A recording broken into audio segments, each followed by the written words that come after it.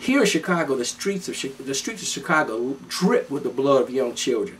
African American children killing each other left and right. You can't even go to the football game or a basketball game because they shooting and whatnot. They're gonna have these games. They're trying to have football or basketball games where there's no fans or there's only one school can attend, so the other school won't fight. This gang banging is stupid. But we have Barack Obama. He's from Chicago.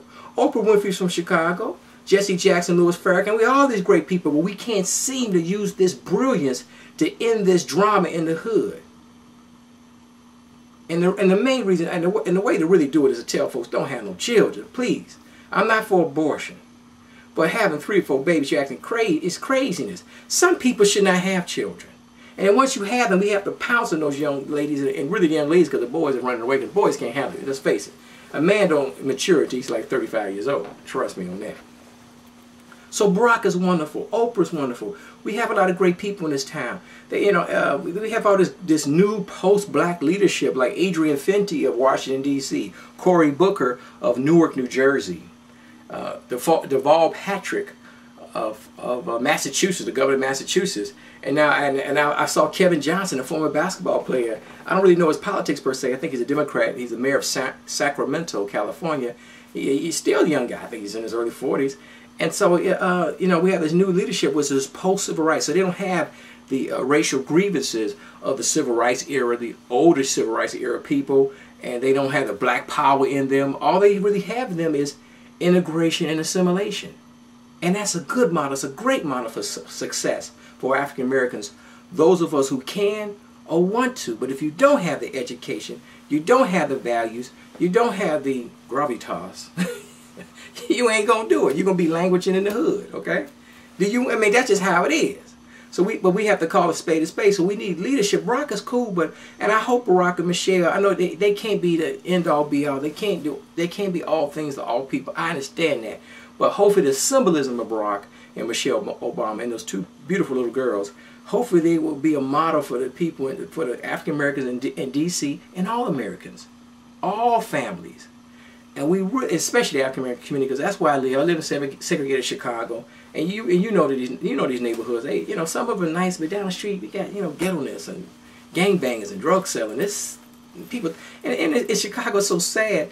They throw paper out of the car. You go down the street. I live right off in the house that between 87th and 95th, and you see people with nice cars now. And they throw potato chip bags and pop bottles and beer bottles out of their car onto the street. Now, you know they wouldn't do that in white folks' neighborhood. You know that. But we hate each other. We've been taught that, we're niggers. You ain't nothing. You know what I'm saying? And so it's tough, it's really tough. And the Barack thing is so, let me just take a break, because I'm trying to get emotional when I think about the neighborhood. We love Barack Obama. We wish him success. I think he'll be there for 8 years. He'll be lucky to just stabilize the country. The country's in big trouble. The weather's been drawn out. The country's going to change. This country is becoming, like Chicago is a majority city. America is becoming a minority country. So you have to figure out, are they really devaluing this country, shipping it overseas? They really not, it's not going to be the same America, because the days of white America is over. Joe DiMaggio is gone. That era is over. That's why a lot of biracial. I'm not biracial. My parents are African Americans. Of course, the look is from the descendant of slavery, miscegenation, good old fashioned miscegenation, which is cool. I wish somebody would look up the name Sims. It's probably some Jewish slave master or something. You know what I'm saying? I should do the genealogy one day. And that's why this race thing is so silly. Don't get me started on that. It's really dumb. It's really white folks got the problem. Black folks ain't got the problem. White folks got the problem because they know they're being squeezed. They're being squeezed because European Americans or Europeans, or i.e. white people, are a minority on the planet Earth. They really are. They are a minority on the planet Earth. So they're being squeezed. And you sort of be sympathetic, but everything must come to a good end.